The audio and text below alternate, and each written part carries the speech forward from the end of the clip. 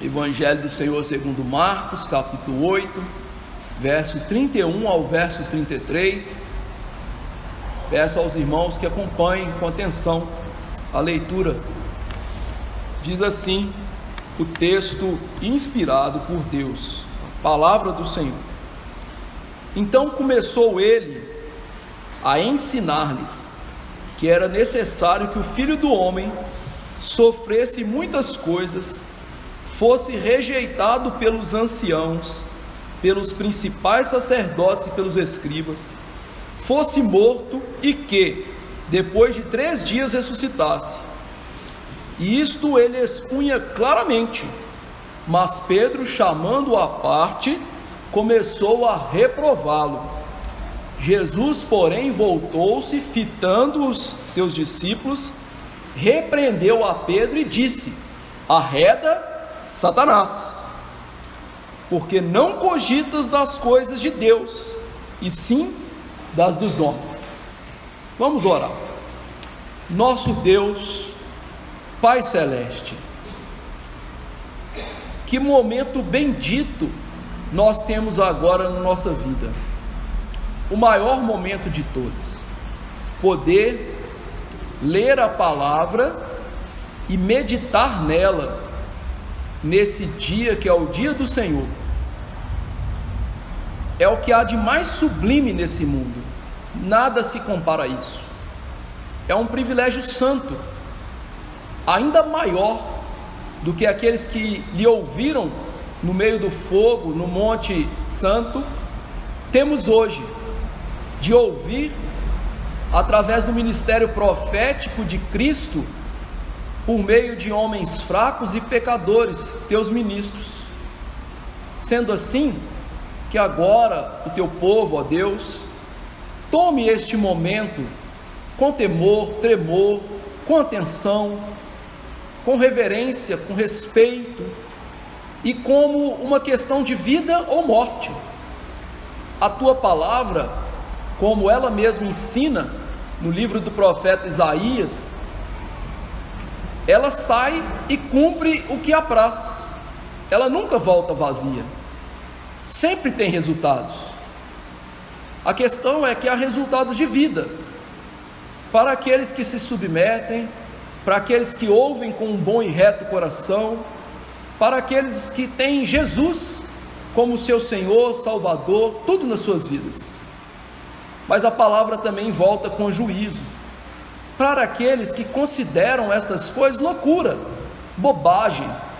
Ah, Deus, como as pessoas estão cegas nesse mundo, e como as pessoas estão cegas na igreja. São muitos os que frequentam a igreja, mas que o coração dessas pessoas está longe do Senhor. São muitos aqueles que vão no culto e pensam nas coisas lá de fora. São muitos os que querem sair agora, comemorar resultados de jogos e fazer coisas do tipo. Ah, Deus, tenha misericórdia. Assim como o Senhor abriu os olhos dos apóstolos, abre os nossos olhos, volta o nosso coração para o Senhor, para que, ao invés de recebermos o juízo, recebamos vida em abundância, e isso redunde em honra, glória e louvor do Senhor. Peço que o Senhor me ajude a ser fiel, e ajude também os meus irmãos a ouvirem com fidelidade, e aqueles pecadores que aqui estão, que ainda não conhecem Jesus, o Senhor possa abrir o coração deles para crer, para que conheçam o teu Filho como único e suficiente Salvador. Ó Deus, escuta a minha pobre oração, é no nome de Jesus que eu oro, amém. Meus irmãos, antes da gente entrar no contexto e no texto, como a gente sempre faz, ao escrever esse sermão e meditar na verdade dele essa semana, eu pude comparar o tipo de Salvador que é Jesus, tipo de herói que é Jesus Cristo, com aquilo que a gente tem visto nos nossos dias, aos borbotões, uma enxurrada de filmes de super-heróis. Já percebeu isso? como que cresceu o número de filmes de super-heróis? É o Homem-Aranha, é o Batman, é o Hulk, tudo quanto é tipo de super-herói. E uma coisa eles têm em comum, né? Eles são poderosos, são muito fortes. E nós ficamos encantados, né? Afinal, quem não gostaria de voar como super-homem, de correr igual o Flash numa velocidade tamanha? Quem não gostaria de ser inteligente igual o Batman? Não é assim? Mas todos esses super-heróis também trazem consigo o triunfalismo humano, ou seja, de que nós podemos triunfar por nós mesmos, nossa capacidade, e de que a nossa vitória sempre vem por atos heróicos de nós mesmos, atos grandiosos de nós mesmos. E quando nós voltamos para a Bíblia, então, Jesus é sim uma pedra de tropeço para esse mundo, porque como nós vamos ver hoje, Jesus é um herói diferente disso. Apesar, de que os super-heróis são inventados, todos aqueles poderes miraculosos que a gente viu em Jesus são verdadeiros. Nós vimos nesse evangelho Jesus curando pessoas que eram cegas, paralíticas, pessoas mudas, gagas, pessoas que estavam mortas, ele ressuscitou. Mas ao contrário, de todos esses super-heróis de capa, ele, para nos salvar, o que ele faz? Morre como uma aparente vítima, fraca, sem poder. Então, esse texto de hoje nós vamos ver que Jesus é um salvador diferente do que a gente está vendo e acostumado. E é interessante que, em vez de seguir o exemplo de Jesus, a gente quer seguir o exemplo desses falsos super-heróis do triunfalismo humano. O que está acontecendo aqui em Marcos para a gente entender o texto de hoje? Nós vimos que o Evangelho de Marcos ele pode ser dividido em duas grandes partes. Do capítulo 1 ao capítulo 8, até o verso 30 que a gente viu semana passada, Marcos e claramente Jesus estão interessados em mostrar para os discípulos, e claramente para nós que lemos hoje essas passagens, quem ele é. Jesus é o Filho de Deus. Jesus é o Messias, o Cristo, aquele prometido por Deus desde o começo do mundo, que venceria, que seria o Salvador. A segunda metade de Marcos, que a gente vai entrar nela agora, do verso 31 até o final, nós temos que entender que tipo de Salvador que é Jesus. Jesus é o Salvador? Jesus é o Filho de Deus? Mas que tipo de Salvador ele é? Ele é como esses super-heróis ou ele é diferente?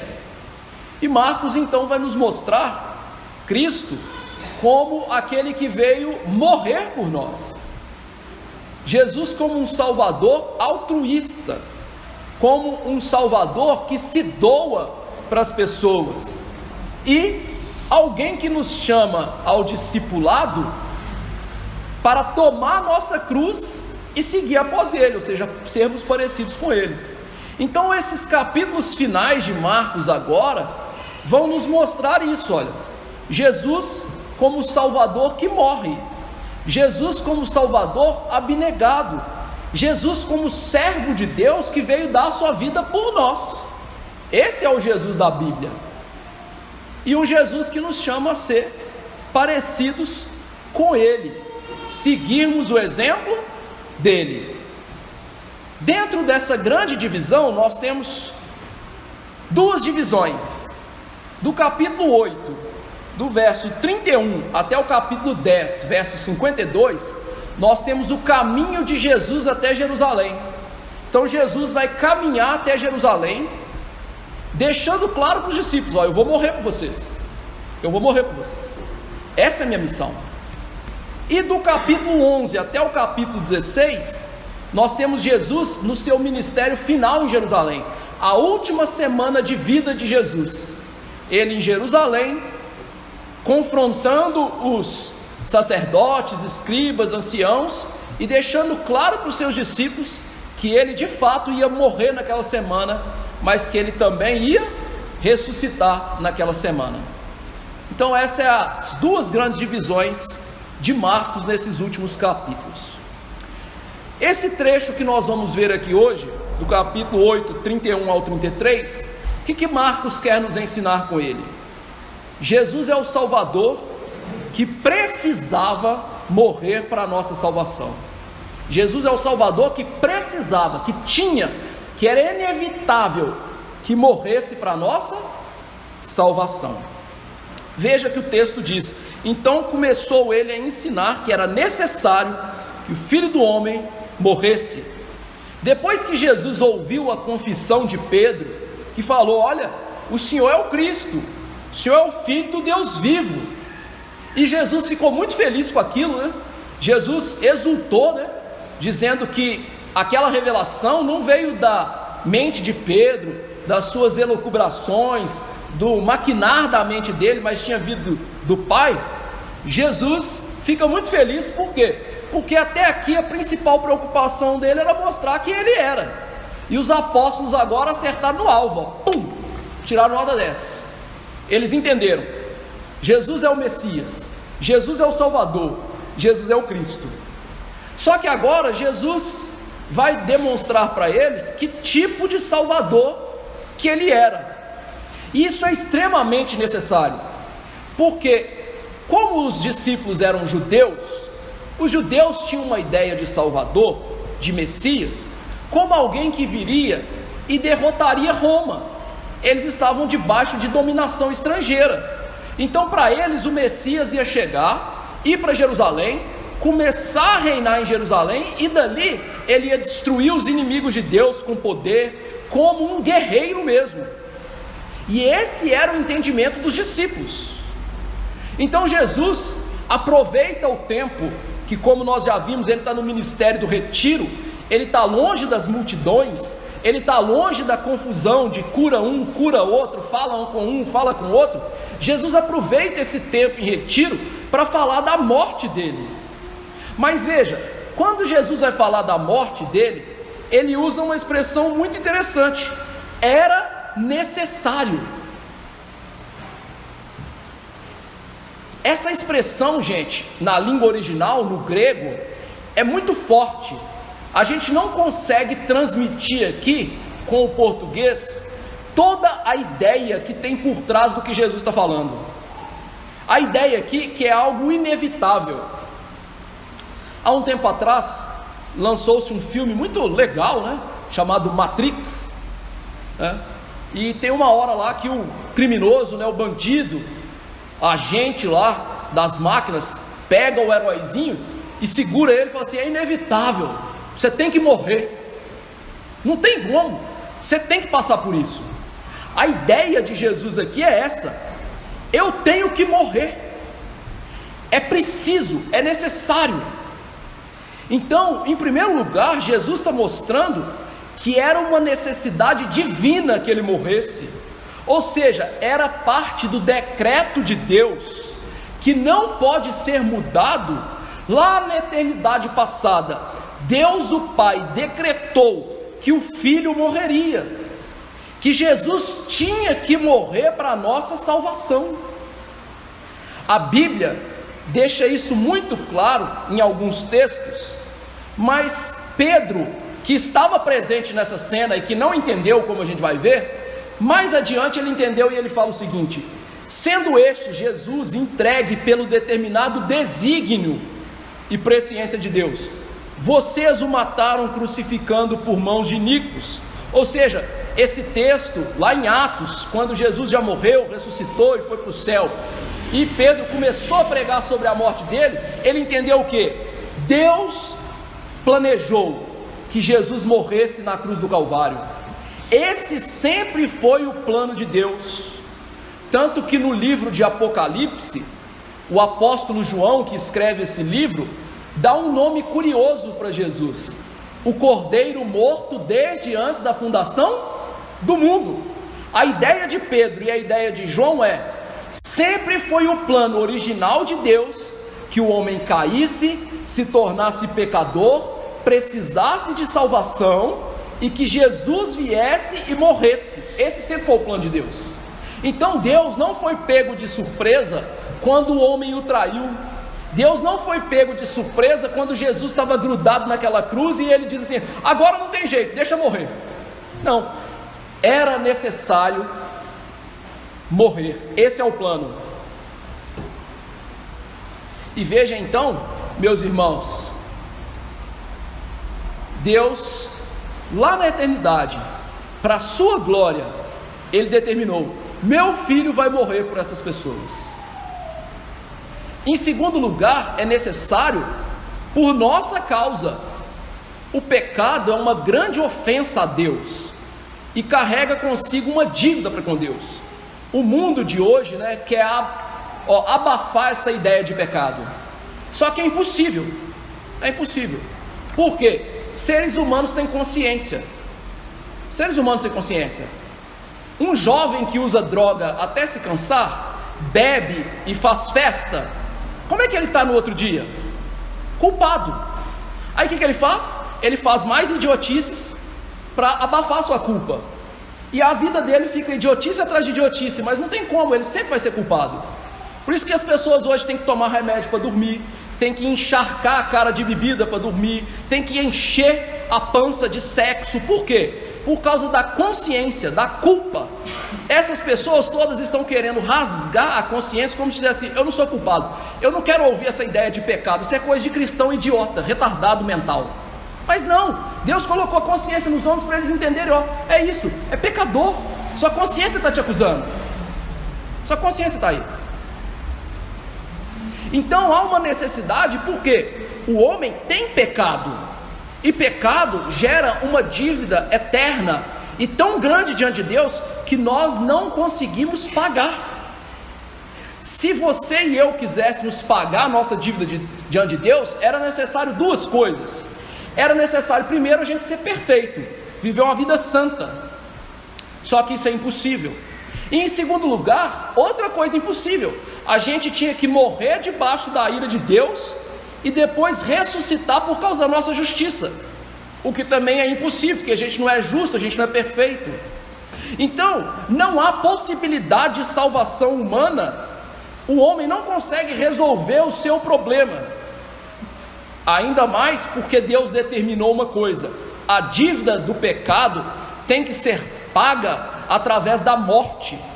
O autor de Hebreus diz assim: com efeito, quase todas as coisas segundo a lei se purificam com sangue, e sem derramamento de sangue não há remissão, não há perdão de pecados. Então a lei de Deus mostra para a gente o que? Seres humanos, vocês não dão conta de se salvar, vocês não dão conta de morrer pelo pecado de vocês e ainda permanecer intactos, vocês não dão conta de viver a lei perfeita de Deus. Então é necessário a morte de um inocente, é necessário Jesus morrer. Daí essa fala: é necessário, não tem como pagar a dívida sem a minha morte. É isso que Jesus está dizendo.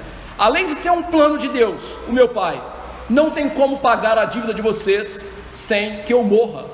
Mas veja uma coisa interessante: Jesus, ao dizer que era necessário que ele morresse, ele usou um título para ele, Filho do Homem. E aqui a coisa fica ainda mais interessante, porque o que significa esse título, Filho do Homem? Esse título é um título tirado da Bíblia, lá no Antigo Testamento, quando o profeta Daniel viu que um ser divino ia se achegar no céu e ia reinar. Daniel 7, 13 e 14 diz assim: eu estava olhando nas minhas visões da noite, e eis que vinha com as nuvens do céu um como o filho do homem, e dirigiu-se ao ancião de dias e o fizeram chegar até ele. Foi-lhe dado domínio e glória e o reino, para que os povos, nações e homens de todas as línguas o servissem. O seu domínio é domínio eterno, que não passará, seu reino jamais será destruído. Então Jesus tem que morrer? Tem. Mas quem é esse Jesus? O Filho de Deus, alguém que é o próprio Deus, que se fez carne e que domina sobre céus e terra. Então esse Jesus que morre não é uma pessoa qualquer, é alguém que é divino, é alguém que tem todo o poder, é alguém que reina sobre o mundo, ainda que nós não vejamos, mas ele reina, ele tem todo o poder. E veja então, que quando Jesus mostra quem ele é, o Filho do Homem, Jesus dá um checkmate na opinião das pessoas. Na semana passada a gente viu que as pessoas diziam: Jesus é um profeta, Jesus é um grande mestre, Jesus é João Batista que ressurgiu dos mortos. Muitas ideias antibíblicas sobre quem é Jesus. E agora ele coloca então, quem é o Filho do Homem? Quem sou eu diante da Bíblia? Eu sou o Filho de Deus, eu sou o Salvador, eu sou aquele que domina, que reina sobre tudo, mas que vou sofrer. Por isso ele continua dizendo que o Filho do Homem sofreria muito, ele passaria por um grande sofrimento. Meus irmãos, Jesus não morreria uma morte qualquer, ele sofreria demais, tanto no corpo como na alma. O corpo dele seria extremamente dilacerado, mutilado por causa do seu sofrimento. Jesus ia para Jerusalém ser espancado pelo Sinédrio. Jesus receberia dos seus compatriotas socos, cusparadas, insultos. Ele seria açoitado pelos romanos com um tipo de chicote romano, com ossos, com metais, que quando bate nas costas, afeta os nervos. Quem aqui já teve uma distensão muscular? Ou quem aqui já rompeu algum ligamento? Dói para danado, meu amigo. Agora imagina todas as suas costas sendo laceradas, destruídas, e você já estando 48 horas sem dormir, com sede, com fome, tendo passado uma noite inteira tomando soco na cabeça, cusparada na cara. Você acha que isso é pouco? Não é, né? A dor de Jesus ainda aumentaria na cruz. A dor da cruz é excruciante, meus irmãos. Sabe por quê? Você sabe como que uma pessoa morre na cruz? Ela morre por um afogamento sem água no pulmão. Ela não consegue mais respirar e ela vai sufocando aos poucos. Não faça isso. Imagine que uma pessoa coloca um travesseiro na sua cara durante um tempo, e aí você começa a sufocar, ela tira o travesseiro, aí ela coloca de novo o travesseiro na sua cara, você começa a sufocar, ela tira o travesseiro, aí coloca de novo na sua cara até você morrer. Foi isso que Jesus passou na cruz. Ele morreu assim. E interessantemente, a Bíblia lá no Antigo Testamento mostrou isso. Lá em Isaías a gente leu dizendo que ele foi oprimido, humilhado, como o cordeiro mudo foi levado para o matadouro. Ele não abriu a boca, ele foi ferido por Deus para nos salvar, e que Deus moeu Jesus naquela cruz. O sofrimento físico de Cristo foi terrível, mas tem um sofrimento de Jesus que é ainda maior do que esse, é o sofrimento na alma de Jesus. Às vezes a gente vê aquele filme, né, Paixão de Cristo, e fica comovido com aquele sofrimento físico, né? Mas o maior sofrimento de Jesus foi na alma. Por quê? Porque a Bíblia diz que Deus lançou sobre Jesus o nosso pecado. Paulo diz que aquele que não conheceu o pecado, Deus o fez pecado por nós. E talvez você pense assim: por que isso é um sofrimento grande na alma? Você não tem como aquilatar isso. Por quê? Você ama o pecado. Você não gosta de comer além da conta? Fala sério, você não gosta de falar mal dos outros? Você não gosta de olhar as pessoas que você não gosta se lascando na vida e dar aquele sorrisinho, né, de canto de boca? Não é assim? Talvez você esteja aqui, não seja crente. Você não gosta de fazer sexo fora do casamento? Você não gosta de beber até falar chega? Você não sabe o que é ser santo. Você não tem a mínima ideia do que é ser santo. Então o pecado para você é uma coisa natural. Agora, para quem é santo, meu amigo, o sofrimento na alma de ser declarado pecador é algo que não pode ser medido, aquilatado, mensurado. É um sofrimento muito maior do que você perder um filho, do que você perder o seu esposo, muito maior do que as pessoas falarem mal de você, te achincalharem, zombarem de você. Você não consegue aquilatar. Por isso a Bíblia mostrou esse sofrimento lá no Antigo Testamento, muitos anos antes, dizendo assim: Deus meu, por que me desamparaste? As palavras de Jesus lá na cruz: por que se acham longe de mim as palavras da minha salvação?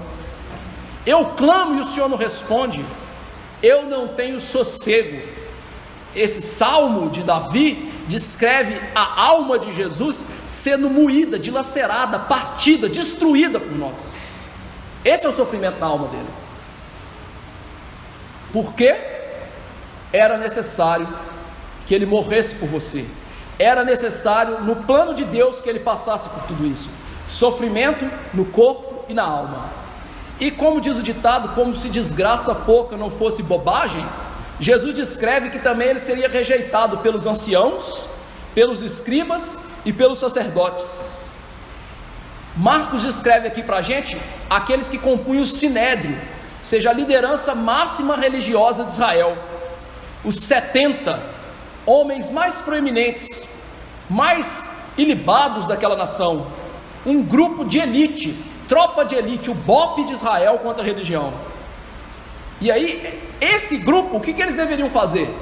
Ler a Bíblia, entender quem é o Messias e falar assim: gente, está aqui o Messias, está aqui o Salvador. Só que ao contrário, o que eles fazem? Jesus disse: eles vão me rejeitar. Ao invés de reconhecer Jesus como Salvador, como o Filho de Deus, como aquele que vem para a salvação, eles olham para Jesus com ódio, com inveja e pensam que a gente tem que matar esse homem. Até aqui no Evangelho de Marcos a gente viu que eles pensaram que Jesus era um blasfemo, que eles acharam que Jesus era um embusteiro, que eles acharam que Jesus era um endemoniado. E tudo isso por quê? Porque esses homens estavam cheios de pecado na alma deles. Ao invés deles olharem para a alma deles cheia de pecado, falar assim: nós temos que deixar o pecado, entender que esse homem é o Salvador e seguir após ele. Eles amaram mais o pecado deles do que confessar Jesus como Salvador. Eu vou dar um exemplo aqui para você. Imagine que você odeia uma pessoa. Você odeia uma pessoa, tá certo? Só que você tem câncer e tem AIDS. Você está sendo comido pelo câncer e pela AIDS ao mesmo tempo. E aí essa pessoa que você odeia, ela tem um remédio para curar o seu câncer e a sua AIDS. E aí você olha para essa pessoa e fala assim: eu prefiro morrer com AIDS e com câncer do que me sujeitar. Faz sentido? Não. Mas é isso que essas pessoas estão fazendo. E é isso que as pessoas fazem hoje diante de Jesus. Elas preferem morrer com AIDS e com câncer do pecado, que leva elas para o inferno, do que elas olharem e falarem assim: eu estou errado e eu preciso de Jesus. É exatamente isso que esses homens estão fazendo. E eles rejeitariam Jesus de tal maneira que eles seriam responsáveis direto pela morte de Jesus. Nós vamos matar esse homem. Esse homem é uma desgraça. A gente tem que matar ele.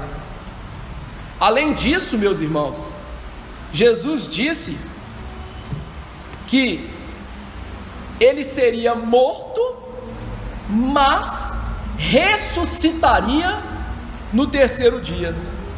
Olha que coisa interessante. Imagine o choque dos discípulos que acabaram de dizer: Jesus, o Senhor é o Salvador. Imagina o choque dos discípulos que estão esperando um Salvador, né, de capa espada, montado num cavalo branco, que vai destruir os inimigos, ouvirem o seguinte: eu vou morrer. Só que os discípulos, quando ouviram isso, eles não entenderam que a morte de Jesus era a vitória de Jesus. Jesus ia vencer, aparentemente perdendo. Jesus da cruz ia vencer a morte, o diabo e todos os seus inimigos. Paulo diz assim: Ele, tendo cancelado o escrito de dívida que era contra nós, que constava de ordenanças, o qual era prejudicial, removeu inteiramente, encravando na cruz, e despojando, ou seja, tirando a roupa dos principados e potestades, tirando deles o direito, o dinheiro, tudo, o poder, publicamente os expôs ao desprezo, triunfando deles na cruz. A morte de Jesus que ele fala aqui, seria a sua vitória. Era necessário ele morrer para vencer. O Filho do Homem vai morrer, mas a morte não era o final. Ele diz também que depois de 3 dias, ele ressuscitaria. Essa expressão depois de 3 dias é um hebraísmo, gente. Por quê? Na contagem de tempo nossa, Jesus não ficou 3 dias morto. Mas lembra, Jesus é judeu e a Bíblia foi escrita por judeus. Os judeus contavam o dia deles de 6 a 6. Então Jesus, segundo a contagem judaica, ficaria sim 3 dias morto. Não pela contagem nossa, mas pela contagem judaica. Mas ele ressuscitaria. E é interessante que Jesus fala que em 3 dias ele ressuscitaria, é necessário que ele ressuscitasse. E Jesus usa aqui o verbo na voz passiva. O que é isso?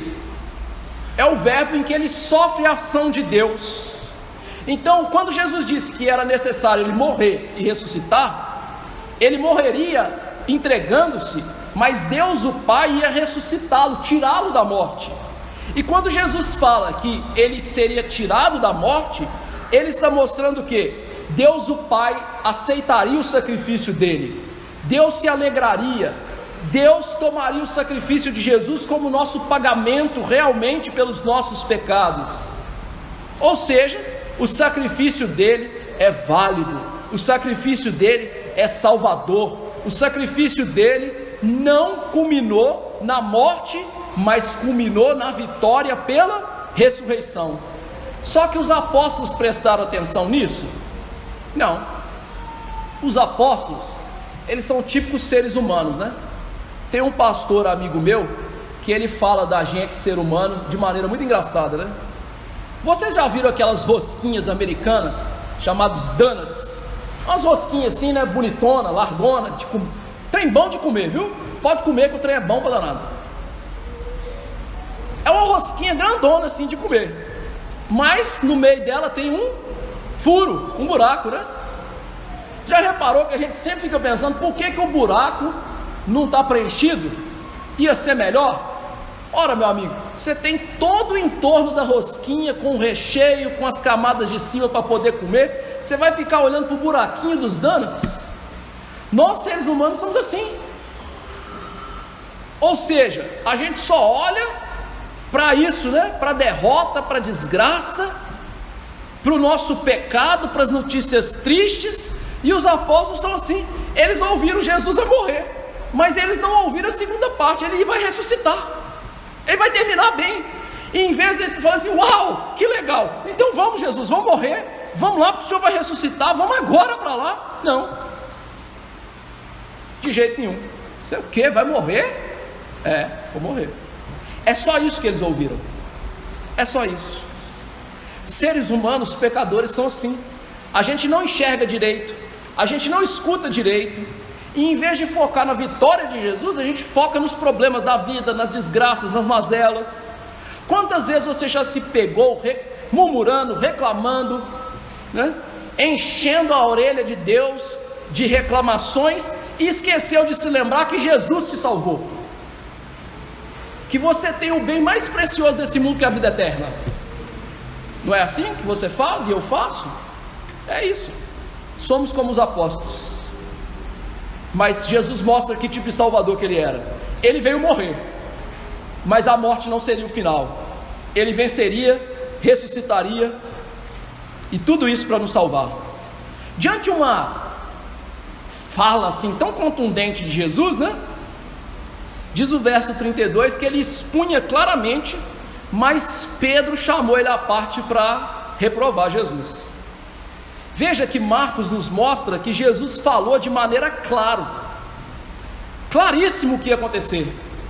Jesus tinha falado muito tempo por meio de parábolas, né? Como que é o reino de Deus? É semelhante a alguém que lança semente.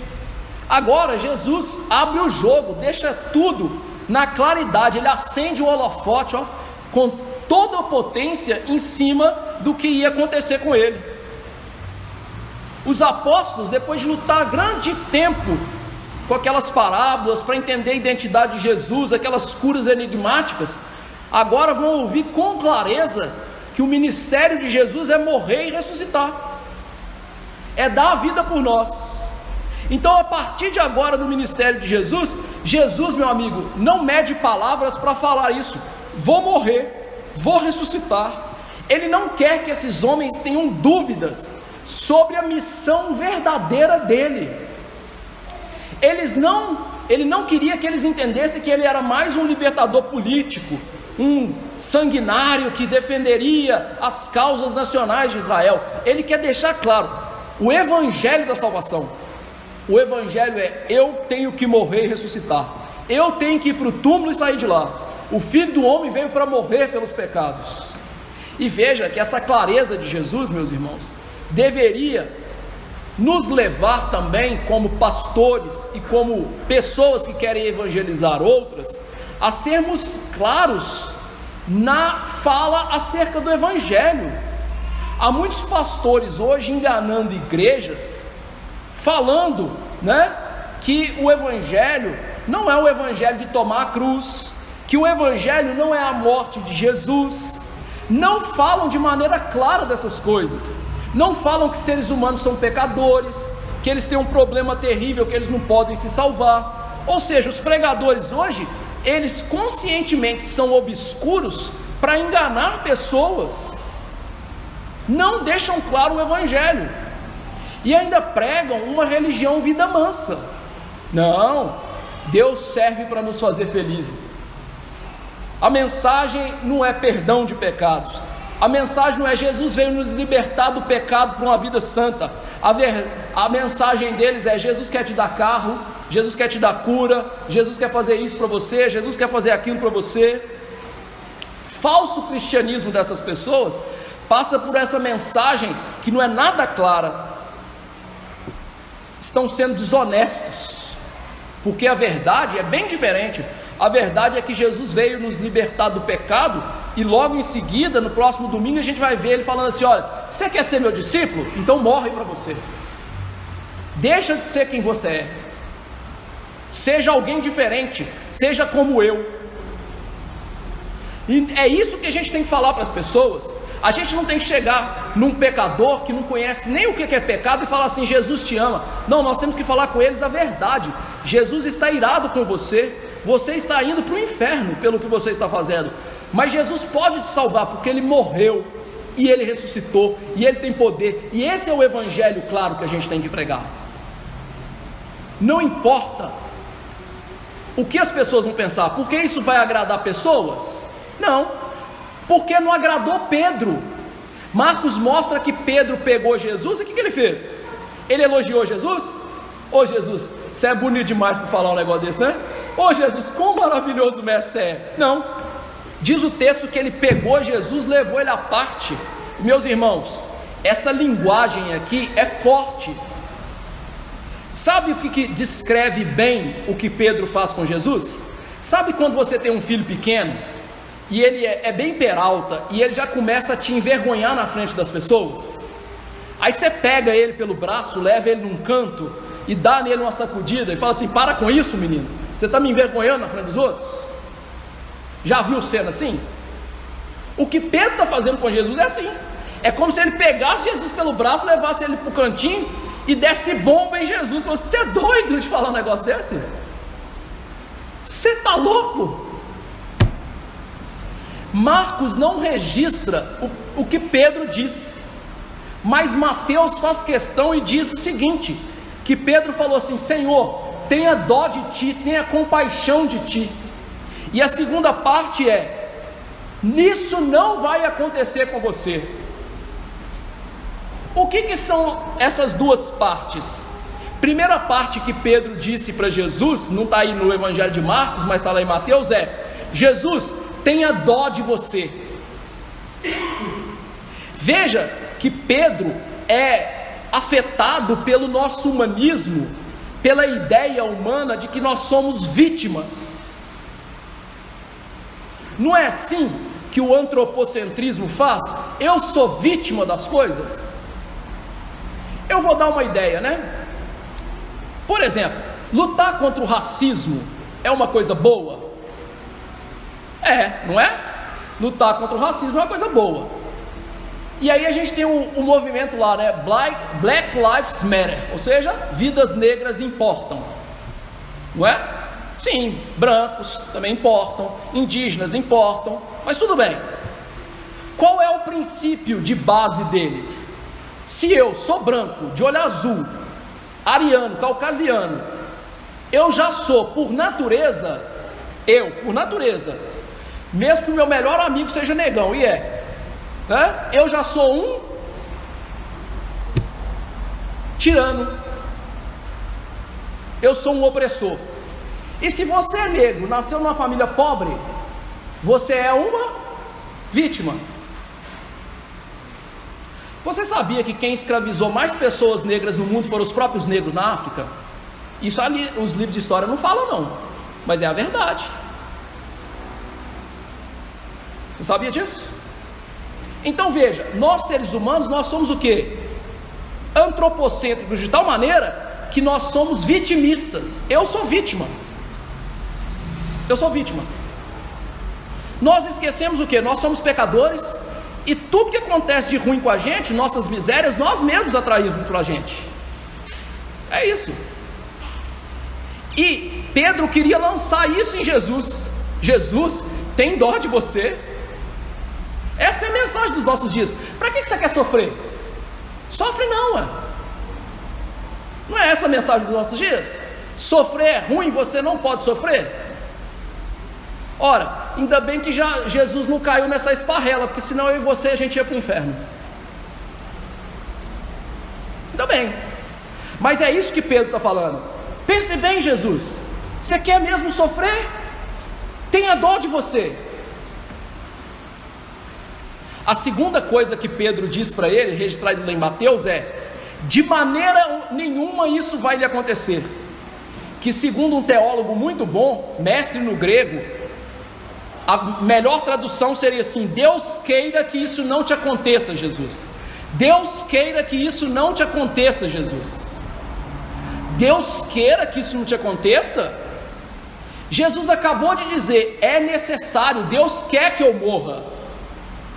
Meus irmãos, olha a arrogância, a petulância, o orgulho e a ignorância de Pedro de falar assim: Deus queira que você não morra. Afinal, foi o próprio Deus que queria e que decretou que Jesus ia morrer na cruz. Como que Deus não ia querer que Jesus morresse na cruz, se essa era a vontade eterna de Deus para a salvação dos nossos pecados? É interessante que a gente tem uma versão moderna disso de Pedro. Quer ver? Quando você fala assim, né? Nossa, eu estou precisando de umas férias e de ir na praia. Você comenta isso com um amigo: se Deus quiser, eu chego lá. Aí o que esse amigo fala? Deus quer. Meu amigo, você não conhece a Bíblia, você não sabe nem as promessas de Deus que estão na Bíblia para você. Como é que você sabe que Deus quer na eternidade o que Ele decretou? Coloque-se no seu lugar, entenda quem você é. E é isso que Pedro está falando assim: não, Deus não quer isso não. Percebeu como nós seres humanos somos presunçosos, petulantes? Eu sou pastor, estudo a Bíblia, me aprofundo nela, e eu não posso dizer que eu conheço tudo que Deus quer para eu obedecer na Bíblia. Eu ainda preciso crescer e muito. Agora você acha que eu teria poder de dizer o que Deus decretou na eternidade para a minha vida? Você acha que eu tenho esse poder? Não, não tenho. A gente tem que ser humilde. E Pedro aqui estampa toda a presunção dele, todo o orgulho. Deus não quer isso para você não, Jesus. Cuidado, com essa fala. Deus quer isso. O que Deus quer que a gente viva está na Bíblia, e a gente tem que buscar, aprender, crescer, praticar. Agora, o que Deus quer para o dia de amanhã, eu não sei. Pode ser que o dia de amanhã, né, o Talibã invada o Brasil, não sei, pode acontecer, Deus pode ter decretado. Pode ser que amanhã, meu amigo, o presidente morra. Pode ser que amanhã você morra.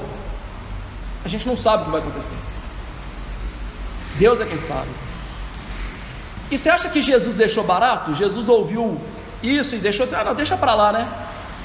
Ele não sabe o que ele está falando, não, ele é bobo, deixa para lá. Você acha que Jesus fez isso? Não. Verso 33 diz que Jesus, voltando, fitando os discípulos, repreendeu a Pedro, dizendo: arreda Satanás. Jesus não deixou o pecado de Pedro e dos apóstolos sem tratamento. Jesus pegou aquela situação constrangedora de Pedro, né? Ele devia colocar a capa na cabeça e sair correndo, né? Mas aproveitou aquela situação constrangedora para tratar o pecado dele e dos apóstolos. E aqui, meus irmãos, eu quero trabalhar isso porque olha como que Jesus é maravilhoso. Jesus é tão bendito, tão gracioso, tão bom, tão excelso, que Ele pode pegar uma falha nossa, um pecado nosso, uma mazela da nossa vida e transformar num grande ensinamento para a nossa vida. Como diria um reverendo Tchaikovsky, amigo meu, Jesus é aquele que tem poder para pegar o veneno da cobra e fazer o soro antianfídico na sua vida. E é verdade. Jesus pega as mazelas da vida e fala assim: ó, tá vendo o que você está passando?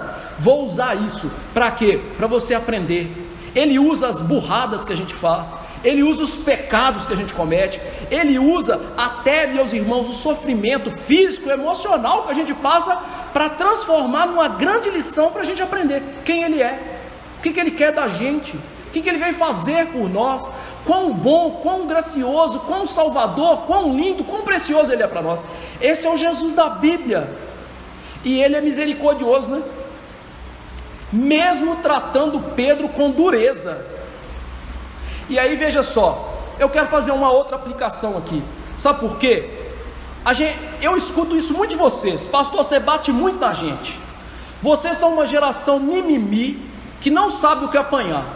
Desculpa, porque Pedro ouviu agora que ele é o capeta. É isso que ele ouviu de Jesus. Jesus não falou assim: Pedro, você é lindo, maravilhoso, cheiroso, ou bonito, e eu vou declarar que você é o rei de Israel. Não, ele ouviu agora que ele é o diabo. A nossa geração hoje é uma geração mimimi, que a gente não pode ouvir a verdade das pessoas. Então quando a gente acha que as pessoas estão falando a verdade com a gente, elas são grossas com a gente. Não é, não é. É por quê? Porque a gente é tão dodói, tão vitimista, que quando você ouve a verdade, a pessoa é grossa, ela é agressora, ela é macabra, ela é isso, ela é aquilo. Não, é porque você não aguenta a verdade. A Bíblia usa linguagens muito fortes para descrever pecadores. A Bíblia chama pecadores e suas obras de trapo de imundícia, ou seja, de mods feminino. A Bíblia chamou o povo de Israel como dromedália no cio. Ou seja, Deus usa a palavra fortes para confrontar pecados. O problema é que nosso coração ele é tão cheio de pecados, tão dominado pelo mimimi dos nossos dias, que quando a gente ouve alguém martelando a verdade, e a palavra é o martelo que esmiuça a penha, como diz Jeremias, a gente acha o quê? É grosso, é louco, é maluco, é agressor. Não, é a gente que é mimimi mesmo. Por que que os puritanos ouviam coisas piores do que a gente está ouvindo hoje e eles não saíam da igreja falando isso? Porque o Espírito Santo estava borbulhando na vida deles, ao contrário da nossa geração, porque eles estavam crescendo. O povo ouvia 3 horas de sermão numa igreja, saía para outra e ouvia mais 3. Hoje a gente não consegue ouvir meia hora de Bíblia que a gente quer sair correndo. E aí veja, Satanás usa isso no nosso coração para quê? Para a palavra não bater na gente. A gente coloca vários escudos para a palavra não bater na gente. O pastor é grosso, o pastor é louco, o pastor é aquilo. Ora, Jesus chamou o povo de filho do diabo. Jesus chamou esse povo aqui de hipócrita, de fariseu. Ora, quer palavras mais bravias do que essa? E Jesus até deu chicotada nos outros. E agora ele vai dar na alma de Pedro. Arreda, diabo. Arreda. Sabe o que significa arreda? Né? Sai da minha frente, Pedro.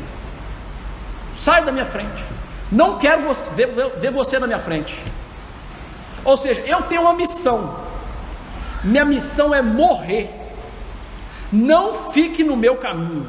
Sai da frente. Não tem como eu não cumprir minha missão. E veja que Pedro faz aquele papel, né, do amigo da onça. Você já viu que quando a gente tem uma coisa grave para fazer em relação à nossa fé, à religião, e a gente tem que tomar uma atitude de fé, uma atitude drástica, as pessoas que estão perto da gente falam assim: não faço isso não. São elas que, em vez de incentivar a gente, falam assim: não faço não. Vou dar um exemplo, né? Imagine que você seja jovem, né? E você está lá com a sua namorada, você está tendo dificuldade já de aguentar, meu amigo, a situação, né? Você tem que casar, só que você não tem muito dinheiro. Aí você fala assim: eu vou casar. Quem que são as pessoas que vêm e falam contra você? São seus parentes, são seus amigos. Não casa não, você está doido, vai aproveitar a vida. Não casa não, você tem pouco dinheiro. O que é isso? Você tem que ter carro, casa, emprego, não sei o que, e para lá. Não são essas pessoas? Pedro é o amigo da onça, né? Eu vou morrer. Não. E aí Jesus fala: sai da minha frente, meu amigo. E veja então que Jesus chama Pedro de Satanás. Ele compara Pedro com o diabo. Por que Jesus escolheu esse título para Pedro? Você tem que voltar comigo no tempo, quase 3 anos, lá no deserto, quando Jesus foi tentado pelo diabo. As tentações do diabo para Jesus foram: transforme essas pedras em pães, lance-se do templo para os anjos te pegarem, e me adore e esse mundo vai ser seu. Em suma, as 3 tentações eram o seguinte: Jesus, ganhe sem sofrer, vença sem passar pelo sofrimento. Satanás queria tirar Jesus do caminho do sofrimento para que ele pudesse vencer sem a cruz, o que é impossível. E é por isso que Jesus chama Pedro de Satanás, porque o que Jesus ouviu de Pedro é a mesma coisa: vença sem sofrer. Você não precisa de sofrer, Jesus. E aqui, quem usou Pedro para falar isso foi o diabo. E aqui eu quero pontuar uma coisa: cuidado com suas falas em relação às pessoas. Por quê? Porque às vezes pode ser o diabo que está te usando para falar das pessoas. Cuidado, cuidado. Pedro era crente. Pedro tinha acabado de enxergar que Jesus era o Salvador. E agora Satanás lançou um véu na cara dele e influenciou ele de tal maneira que ele queria que Jesus não morresse. E se Jesus não morrer, meu amigo, não tem salvação, não tem graça, não tem perdão. Por isso Jesus chama Pedro de Satanás. Lá no livro de Mateus, Jesus chama Pedro de pedra de tropeço. Interessante. Essa ideia de pedra de tropeço tem a ver com um obstáculo em relação àquilo que a gente tem de objetivo. Então Jesus está chamando Pedro de um obstáculo para o objetivo dele de salvar pessoas. Pedro, você é um obstáculo para mim. Você está aí, como uma grande montanha na minha frente para eu não passar. Isso é errado. O plano de Deus era morte, o plano de Deus era sangue vertido, e agora Pedro está como um grande obstáculo, uma muralha na frente de Jesus para ele não morrer. Você é pedra de tropeço, você é um obstáculo na minha vida. Coisas duras de ouvir de Jesus, hein? Imagina se fosse você. E qual é o problema disso tudo? Jesus disse: porque não cogitas das coisas de Deus, e sim dos homens. Lembra que Jesus falou do cogitar antes, nesse evangelho? Cogitar aqui é pensar, considerar, ter uma perspectiva. Então Jesus acabou de dizer: Pedro, você tem uma perspectiva das coisas do lado humano delas. Você está partindo do princípio que eu estar vivo é melhor do que sofrer, agonizar e morrer pelos seres humanos. Só que veja, o que Pedro não tinha entendido é que há uma enorme diferença entre o que Deus pensa e o que nós pensamos. Veja o que Deus diz lá no Antigo Testamento, em Isaías: porque os meus pensamentos não são os vossos pensamentos, nem os vossos caminhos os meus caminhos, diz o Senhor. Os pensamentos santos de Deus são melhores do que os nossos. Mas Pedro estava agindo como um ímpio, que acredita que nós sabemos o que é melhor e não Deus. Os ímpios são assim. Os ímpios acham que a sabedoria humana é melhor do que Deus. Os ímpios acham que eles sabem o que é melhor para a vida deles e não Deus. Os ímpios ainda olham para Deus e acham que a sabedoria de Deus é doideira, loucura, ignorância. Por isso que Paulo diz: certamente a palavra da cruz é loucura, é burrice para os que se perdem, mas para nós que somos salvos, poder de Deus. Pois está escrito: destruirei a sabedoria dos sábios. Como? Pelo escândalo da cruz. Ou seja, a cruz de Cristo é a sabedoria, a cruz de Cristo é o plano perfeito, a cruz de Cristo, meu irmão, é a maior inteligência que pode existir. Pedro pensou como um homem caído. Está doido, esse tal de Bíblia aí é um documento histórico bobo. Deus não criou esse mundo não. Ah não, isso aí é loucura que a gente está ouvindo. Eu sei o que é melhor para a minha vida. E aí Pedro escorregou no pensamento dos homens, com uma sabedoria carnal, mundana, diabólica, demoníaca. Pedro não pensou como Deus. Ele não pensou o seguinte: Jesus morreu melhor. E faz parte da nossa natureza colocar atenção nas coisas desse mundo, pensar que as coisas de Deus são banais. Que? Ir no culto? Eu posso ficar em casa assistindo o jogo. Que? Ouvir pregação? Ah, eu posso assistir um filme na Netflix, é melhor.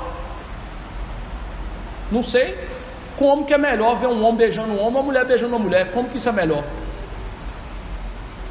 Não sei onde que está essa sabedoria toda, essa inteligência toda desse povo. A Bíblia, ao contrário, mostra para a gente o que? Nós, como crentes, temos que pensar como Deus. Por isso Paulo escreve em Romanos que a gente não deve se conformar com esse século, mas renovar a nossa mente, pensar como Deus, não nos conformar com as coisas desse mundo, mas nos conformar às coisas de Deus, assumir a forma das coisas de Deus. Então o que Pedro é aqui? Um humanista, pensando que o homem é o centro do universo, tudo existe para o meu bem, tudo tem que caminhar para eu ser feliz. E a vontade de Deus? Não importa. Sou eu que determino o que é melhor. Sou eu que sei o que me faz feliz. Deus, deixa para lá. E aí Jesus mostra então que ele não é assim. Jesus mostra o quê? O melhor é a vontade de Deus. O melhor é ele ir na cruz, morrer, ressuscitar. E o melhor para a gente é deixar de mimimi e morrer. Ir para o caixão? Não. Morrer para nós mesmos. A gente vai ver isso na semana que vem. Mas saiba, se você não deixar o seu mimimi, sua reclamação e não morrer para você, você vai morrer eternamente no inferno. É o que você vai ver semana que vem. Ou seja, o caminho do céu passa por morrer para você. Deixar de ser mimado e ouvir isso e falar assim: isso aí é para mim, isso é bom para mim, é isso que eu preciso de ouvir. Primeira aplicação: Jesus disse que precisava de morrer, não para te dar um exemplo, como hoje os teólogos liberais falam. Não, Jesus ele morreu para nos dar um exemplo, para a gente aprender a viver uma vida abnegada. Não, Jesus precisava de morrer, não porque ele não fosse forte e poderoso, ele é o filho do homem, como a gente viu. Jesus precisava de morrer, porque eu e você, amigo, nós somos pecadores, a gente não pode fazer a nossa salvação. Jesus tinha que morrer, porque ele nos amou de tal maneira, que morrer por nós era algo sublime, grandioso, maravilhoso para ele. Sua morte era necessária, porque a gente não dá conta, nós somos fracos, nós não conseguimos nos salvar, ninguém pode nos salvar, só Jesus. Então, diante disso, o que você faz? Você olha para Jesus então, e vê nele o Salvador que morreu, vê nele o Salvador que ressuscitou, vê nele a pedra de escape, vê nele o que? O único caminho de salvação, a única tábua de salvação para as nossas vidas. Mas para isso ele tinha que morrer. Sem morte não haveria salvação. É igual aquele ditado americano que fala da malhação, né? No pain, no gain. Ou seja, sem dor não tem vitória, não tem ganho. Sem morte não tem salvação. Segunda aplicação, essa verdade que Jesus disse é o ponto central da Bíblia. Nunca se esqueça que esta é a mensagem. Eu e você somos pecadores, eu e você somos maus, ruins diante de Deus. Tudo que acontece de ruim na nossa vida a gente merece e pior. Mas, o grande mas da história, Jesus morreu pelos nossos pecados, e não tem nada melhor e maior do que isso. Foi isso que Jesus pregou, e foi isso que os apóstolos, depois que Jesus morreu, ressuscitou e deu a eles o Espírito Santo em profusão, eles pregaram: vocês são maus, mas Jesus morreu, tem salvação para vocês. Essa é a mensagem que eu preciso ouvir todos os dias. Essa é a mensagem que você precisa ouvir todos os dias. Não que você é bonzinho, que você merece coisas boas e felicidade. Isso é a mensagem que vai te levar para o inferno. Isso é o humanismo de Pedro. E qualquer situação que eu e você estivermos, de enfermidade, de saúde, de abundância, de falta, a mensagem que a gente precisa é: Jesus morreu. E o que a gente tem que fazer é se agarrar a isso com todas as nossas forças, e que embora todos os dias nós pequemos, Ele morreu pelos nossos pecados. E lembre-se, mesmo que nós não mereçamos nada de bom de Deus, Jesus morreu no nosso lugar. Ele tomou as nossas enfermidades, Ele pagou as nossas dívidas, Ele comprou o céu para todos os seus eleitos. Ele comprou o céu para todos os seus eleitos. A nossa felicidade plena, pura, verdadeira, foi comprada por Jesus, e você vai experimentá-la depois. Terceira aplicação, nessa passagem a gente encontra uma verdade humilhante para nós. Há em nós uma estranha mistura de graça e fraqueza, que todo crente tem. Meus irmãos, Pedro era um crente de verdade. Ele acabou de falar: Jesus, o Senhor é o Salvador. Mas isso aqui foi questão de segundos, gente, segundos. E logo em seguida a pedra virou farelo. A verdade humilhante é que o melhor dos santos, o homem mais piedoso nesse mundo, não passa de uma criatura pobre, pecadora e falível. Pedro se mostrou aqui ignorante, não compreendendo que Jesus precisava de morrer. Pedro mostrou a sua presunção dando bomba em Jesus. Pedro mostrou o seu orgulho, achando que sabia o que era melhor para Jesus. E Pedro mostrou que ele tinha a melhor das intenções, porque ele amava Jesus e era amigo de Jesus. O intento de Pedro, meus irmãos, era puro. Só que boas intenções não significa que a gente está certo. Você pode ser sincero e ter boas intenções e ser sinceramente errado, igual Pedro. E essa é a verdade. O que eu faço diante disso? Seja humilde e ande não segundo o que você acha, mas segundo o que a Bíblia diz para você. Ou seja, eu e você, a gente não pode se meter a besta de achar que a gente é alguma coisa. Por isso Paulo diz: aquele que se gloria, glorie-se em Jesus. Vai gloriar em alguma coisa? Jesus. Esse evento, quarta aplicação, tem que nos levar à humildade. Cuidado para não estarmos cheios de vaidade. Pedro tinha feito uma realização espiritual grandíssima. O Senhor é o Cristo, o Senhor é o Salvador, que coisa linda. Mas a gente tem que tomar cuidado. E uma coisa que a gente tem que tomar cuidado é com o elogio das pessoas. Cuidado com o elogio das pessoas. Vocês falam que eu sou bravo? Uma vez chegaram para um pastor reformado e falou assim: pastor, que pregação, pastor. E ele virou para aquela senhorinha e falou assim: eu sei, Satanás já falou comigo lá no púlpito. Ele falou desse jeito. Sabe o que ele queria ensinar para ela? Olha, não vem me elogiar, eu sou pecador. Eu sou pecador. Nós, meus irmãos, temos dificuldades com críticas, mas a gente tem uma dificuldade muito maior com o elogio. Enche o nosso ego, sabe?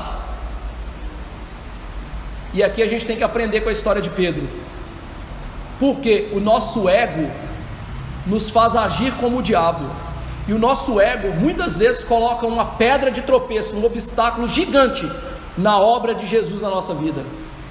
Então, diante disso, ore todos os dias, meu querido irmão: Senhor, guarde-me do meu ego, do meu orgulho, me guarde de mim mesmo,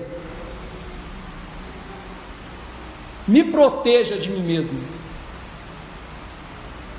Eu sou o maior obstáculo na tua graça. Quinta aplicação: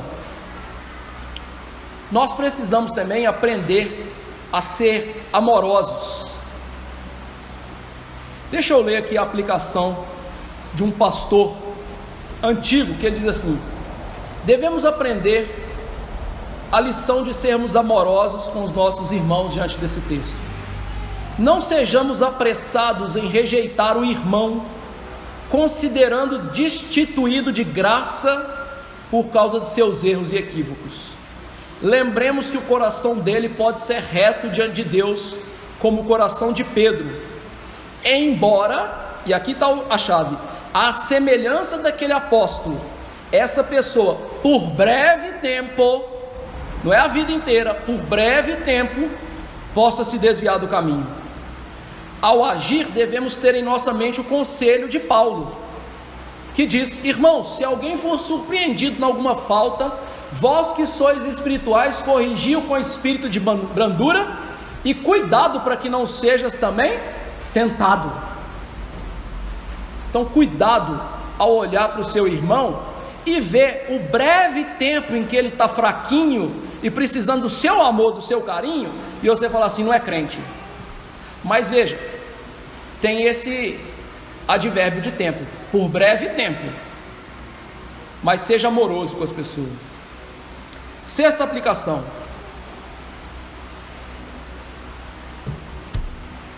Pedro ouviu: você não cogita, você não compreende as coisas de Deus e dos homens. Pedro se inclinou mais às coisas do mundo do que às coisas de Deus aqui. e importar-se mais com as coisas dos homens do que as coisas de Deus, com a nossa credibilidade, com a nossa comodidade, com a nossa segurança, do que com o reino, com a glória de Deus, é um pecado muito grave. E é a origem de muitos outros pecados na nossa vida. Foi comum nos discípulos, e está cada vez mais comum na igreja dos nossos dias. Tal inclinação das nossas vidas vai aparecer no sofrimento, na tentação, nas dores, nos problemas. Esses são momentos cruciais que nós vamos cair no risco de achar o quê? Eu não posso sofrer, eu não posso ouvir coisas duras a meu respeito. E é importante a gente considerar isso na nossa geração. E um puritano disse o seguinte, em 1640, se em nosso esforço para evitar problemas, evitamos o dever de Deus para a nossa vida, isso é uma sabedoria carnal, e se tornará loucura final e condenação para as nossas vidas. Ou seja, se você é daqueles que quer evitar o sofrimento, ouvir aquilo que você precisa de ouvir do seu pecado, cuidado, sua sabedoria é carnal, e um dia essa sabedoria carnal pode te levar para o inferno. Cuidado. E a última aplicação é aquilo que eu falei da nossa geração mimimi. Esses dias eu assisti uma pregação do reverendo Paulo Júnior falando sobre isso. Nós vivemos numa geração mimada. A gente não consegue ouvir a verdade. Se uma pessoa fala a verdade com a gente rotula aquela pessoa de grosso, de intransigente. Não é assim? Só que cuidado, querido irmão, porque lá no Antigo Testamento, no livro de Jeremias, o povo ficava falando para Jeremias: Jeremias, você pega muito pesado com a gente. E Deus falou com eles que o dia que eles convertessem, eles jamais iam falar isso de novo. Então, diante das pregações que a gente ouve, dos estudos que a gente tem, das coisas que a gente lê, a gente pensa: isso é muito pesado de ouvir? Se você pensa assim, mude, meu filho. Eu estou te falando como um filho em Jesus, mude. Tira isso da sua cabecinha. Isso foi o pensamento de que estava indo para o inferno lá no Antigo Testamento. Você quer ir para lá com eles? Deus falou na boca de Jeremias: nunca mais vocês vão falar que isso é pesado. Sentença pesada do Senhor. Sentença pesada do Senhor. E aqueles que eram crentes nunca mais falaram isso. Pedro ouviu da boca de Jesus: Satanás, diabo, capeta. E Pedro saiu: não volto mais aqui, Jesus. Foi assim? Não. Ele ficou firme com Jesus. Por quê? Porque mais que o humanismo dele tenha levado ele a falar: não tenha dó de ti, ele não teve dó dele mesmo, porque o Espírito Santo agiu com graça na vida dele. Ele não teve dó dele mesmo. Pare de ter dó de você, irmão. Jesus morreu por você. Pare de ter dó de você. Vamos nos colocar de pé e orar.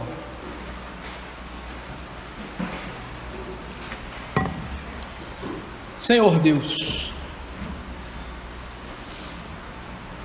o Senhor é tão bendito e maravilhoso,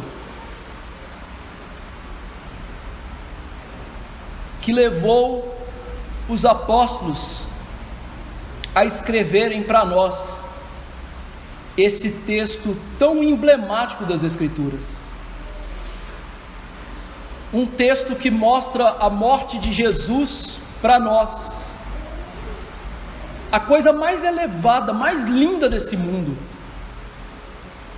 a abnegação pura e total do teu Filho, que é Deus, morrendo por pecadores, o justo pelos injustos. Mas um texto tão emblemático, que deixa tão claro o nosso humanismo, o fato da gente querer ser o centro da vida, o fato da gente querer ter dó da gente mesmo, o fato da gente não conseguir ouvir coisas que a gente precisa de ouvir e sermos murmuradores em relação a isso. E Deus, esse texto falou muito no meu coração, porque eu preciso de ouvir coisas ainda mais pesadas do Senhor para a minha vida. Há muitos pecados no meu coração que estão ali sendo mimados e cultivados e que precisam ser extirpados. Eu preciso ouvir da boca de Jesus: arreda, diabo. E se eu preciso ouvir isso, os meus irmãos precisam. Que o Senhor humilhe o nosso coração nessa noite de tal maneira que nós deixemos de ser escândalo, pedra de tropeço para nós mesmos e para a obra da graça no Senhor na nossa vida. O Senhor quer transformar o nosso coração. A Bíblia diz isso. A Bíblia nos afirma que o Senhor quer nos fazer parecidos com Jesus. Mas somos nós que não queremos ser parecidos com Jesus. O nosso coraçãozinho que tem dó da gente, o nosso coraçãozinho que não aceita o sofrimento, não quer ser igual a Jesus. Por isso eu te imploro, nos ajude a deixar de ser pedra de tropeço para nós mesmos, e nos ajude a entender que o melhor para nós está na Bíblia, Senhor, que aquilo que o Senhor revelou para a gente viver, para a gente ser, está na Bíblia. Nos ajude a entender isso e a viver isso. Nos ajude a ver que o Senhor é que sabe o que é melhor. Isso é muito lógico. Se nós, pais, sabemos o que é melhor para os nossos filhos, quanto mais o Senhor sabe o que é melhor para o homem. Então, que a gente tire de nós esse humanismo, essa ideia de que nós sabemos, que nós somos bons, que o nosso plano, e que a gente aceite o plano do Senhor para a nossa vida, a vontade do Senhor para a nossa vida, e viva isso. Ou seja, que a gente morra para nós mesmos, porque é o caminho da morte que leva à vida no céu.